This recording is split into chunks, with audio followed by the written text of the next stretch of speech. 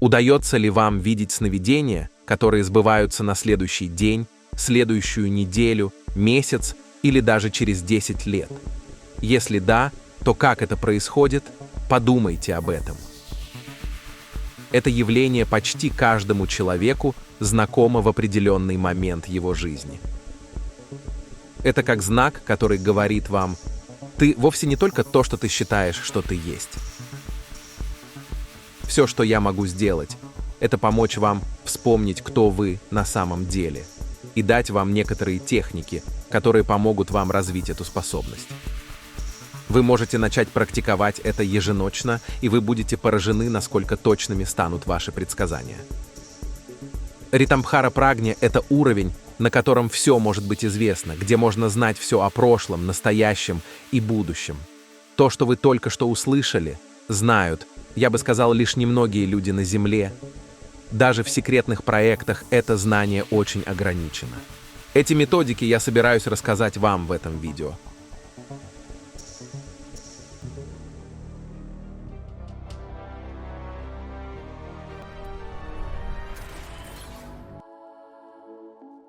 Большинство людей слишком много размышляют над этим, но также не верят, что они могут это сделать, а это является началом программирования себя на неудачу. Поэтому то, что нам сначала нужно сделать, это нажать кнопку сброса, перепрограммировать себя на успех и улучшить свои навыки, чтобы сделать это. Все, что я могу сделать, это помочь вам вспомнить, кто вы на самом деле, и дать вам некоторые техники, которые помогут развить эту способность. Это действительно все, что я могу сделать, а остальное вы делаете сами. Но то, что я сейчас рассказываю, является ключом к пониманию психологической и даже физической динамики сознания и нелокальности, и то, как это может быть проявлено в способности видеть удаленное место или удаленное время в будущем. Все это легко достижимо, если вы понимаете науку и основные знания о сознании и его природе.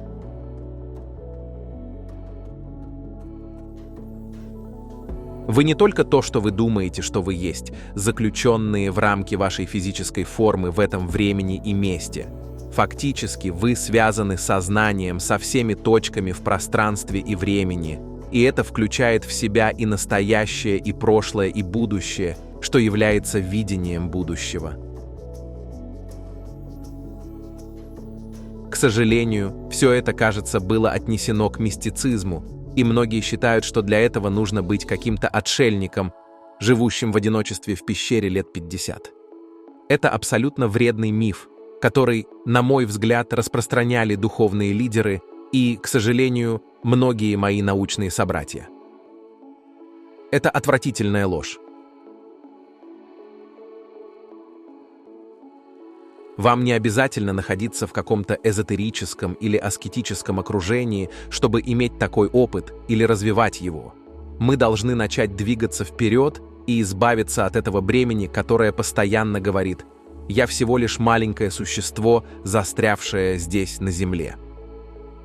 Все повторяют эту ложь снова и снова, и это становится вашей собственной судьбой. Потому что если у вас будет другое понимание того, кто и что вы есть, то вы поймете, что вы – сознательное существо, способное соединяться с полем сознания, выходящим за пределы пространства и времени. Вы – сознательное существо, способное соединяться с полем сознания, выходящим за пределы пространства и времени.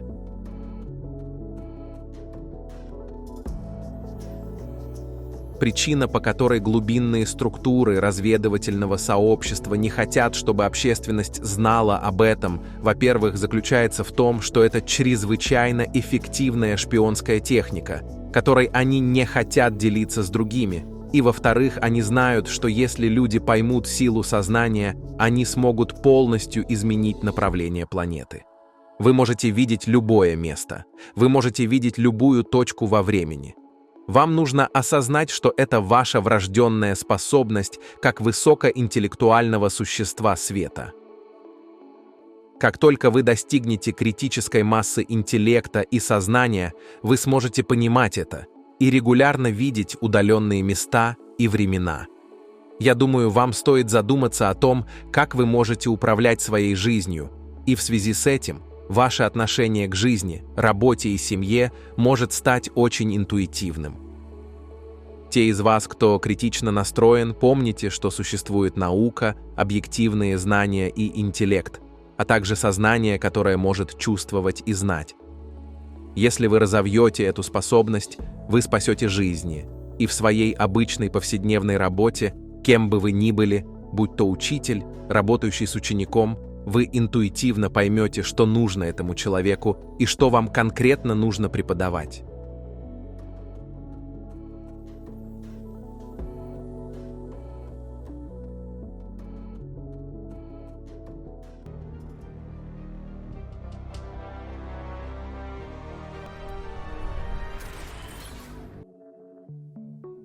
Позвольте мне провести с вами небольшой эксперимент. Следуйте следующим шагам. Вы можете провести это дома или в группе из 3 или 4 человек. Возьмите коробку или корзину, и пусть один человек выйдет из комнаты и положит в нее какой-либо предмет, а другие не будут знать, что он положил.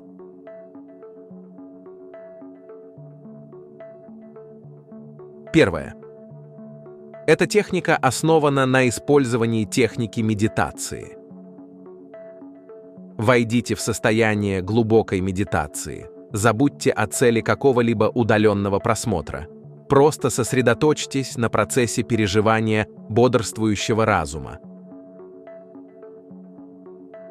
Вы можете использовать любую технику медитации, например, с приемами дыхания, или мантры, или обоих вариантов, или чего-либо еще. Просто используйте то, что нравится вам.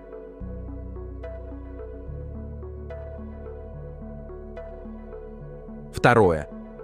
Когда вы будете в глубоком тихом состоянии, вместо того, чтобы догадываться, что находится в коробке, просто позвольте своему разуму устремиться к этому и попросите узнать, что это.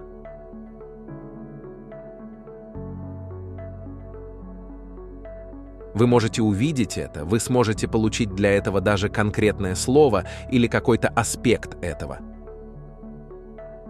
Основное здесь — не анализировать процесс и не строить догадки, именно это делают большинство людей. Поэтому вам придется быть к себе честным до боли. Чувствую ли я это или просто угадываю?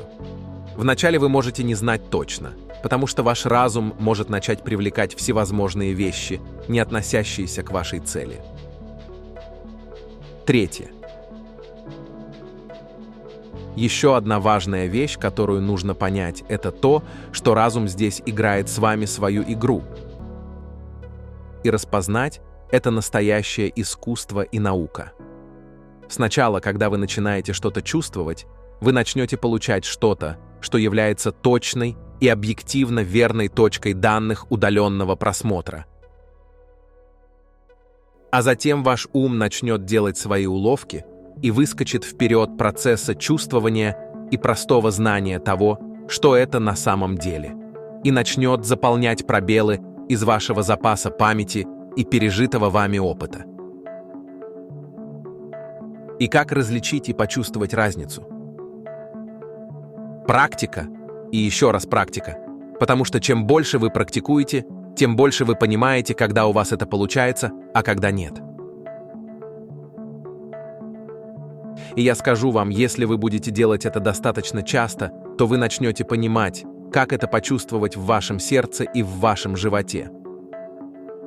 Когда это восприятие точное, вы поймете, как это чувствуется. А когда это что-то другое, ваш ум начинает выдумывать и строить догадки. Таким образом, когда вы ложитесь спать, начните утверждать себе, что вы можете видеть осознанные сновидения, быть бодрым во сне и путешествовать в разные места, зная разные вещи. Вы можете начать практиковать это каждую ночь, и по мере того, как вы будете это делать, постепенно ваша точность будет увеличиваться. Я обнаружил, что если вы находитесь в очень глубоком расслабленном состоянии, или даже просто отдыхаете, но нежно намереваетесь, И когда вы входите и выходите из состояния сна или медитации, то знать что-то – это намерение. Вы можете просто расслабиться и позволить этому проникнуть в вас. А потом вы можете отпустить себя и уступить место своему уму и своему эго. Это придет к вам само собой. Еще один способ. Когда вы ложитесь спать или просыпаетесь, когда вы выходите из сна в бодрствование, но вы находитесь в полудремном состоянии, вы уже отдохнули. И в этот момент между сном и бодрствованием, когда вы расслаблены, намеревайтесь узнать что-то, попросите увидеть что-то, попросите решить проблему, и вы будете поражены, насколько точными станут ваши предсказания.